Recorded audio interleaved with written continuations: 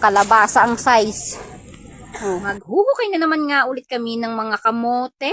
Akala ko nga ay hindi na kami maghuhukay ulit ng kamote dahil tapos na kami sa aming kamutihan. Nagpa-harvest na nga si boss ng tanim niyang kamote na itinanim namin ng buwan ng February. Naaalala ko pa nga nung tinatanim namin abay ng kandalapnus-lapnus ang palad ng aking mister. Baling katigas ho kasi ng lupa niya nung kami nagtanim. Pero ngayon nga niyong i-harvest na ay baling kagahok na ng lupa. At tingnan niyo naman ho kung gaano kalalaki ang laman. Ay talagang matutuwa ka at hindi ka makakaramdam ng pagod pag ganaring kamote ang iyong i-harvest na sobrang laki ng laman. Ay natin pag nangaho siguro diyan ng 1 kilo ang isang peraso. Tapos ang mga hugis pa nga niyan ay puro bilog. Abay parang nga ni ho iyong mga bola kapag iyong ihahagi. At minsan nga sa sobrang laki ng laman abay nahihirapan na rin kaming bunutin iyan sa lupa. At mabuti na nga laang din ho ay hindi na matigas ang lupa na ito at magahok na. Kaya naman ho yung ibang laman pagbubunot namin ng puno ay sumasama na sa kanyang bagi. At talaga nga ni ho kami diyan ay tuwang-tuwa habang naghuhukay kahit na hindi iyan sa amin. Dun ho pala sa mga followers ko na nagme-message sa akin na padalhan nga daw ho sila ng pananim ay pasensya na ho talaga kayo. Gustuhin ko man ho kaso ho ay malayo talaga din sa aming lugar ang padalahan. At isa pa nga ni ho sa dahilan ay baka ho mabulok na yung pananim pagdating sa inyo kasi nga ni ho bawal iyan mainitan. Kasi ang pananim ng kamote ay natagalan na nakasako or naka-plastic ay yun po ay umiinit at nabubulok. Kaya pasensya na ho talaga, hindi ko ho masasagutan ang inyong mga kahilingan. At sa mga nagtatanong naman nga ni ho kung ilang buwan kami bago mag-harvest ng kamote, ay 3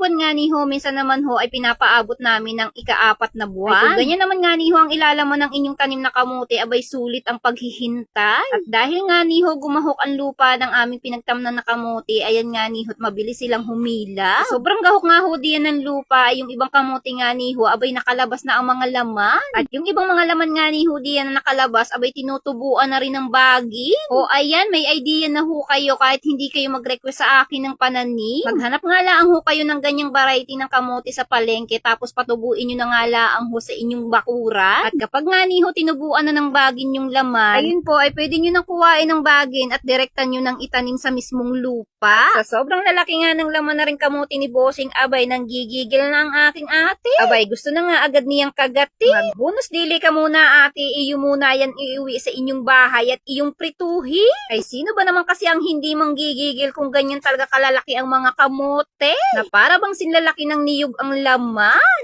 Grabe, paldong-paldo talaga si Bossing niya. Kung dati nga niho ang sulit laang namin ng presyo ng kamote, ang good size ay 55, abay ngayon nga daw ho ay 16 na. Pag ho talaga walang kamote sa ibang lugar ay talaga hong nagmamahal ang presyo ng kamote. Pero kapag nga niho nagkakatambakan ay naku po, baka nasa 20 pesos lang ang kilo. At maswerte nga ngayon si Bossing dahil sobrang dami nga ng laman ng kanyang kamote tapos tumama pa sa napakamahal na presyo. O Bossing, baka naman kahit papamangslang. Natutuwa nga din ang mga buyer niya dahil sobrang kikinis ng bala tapos ang bibilog pa. Mas gusto din ho kasi talaga ng mga buyer na bilog ang hugis ng kamote. Good size din kasi pag ganyang mga bilugan ang kamote. Unang harvest pa nga lang namin niyan sa kamutihan ni Bossing. At talaga nga namang paldo na. At mas malawak pa nga diyan ang mga isusunod pang i-harvest. Sana all.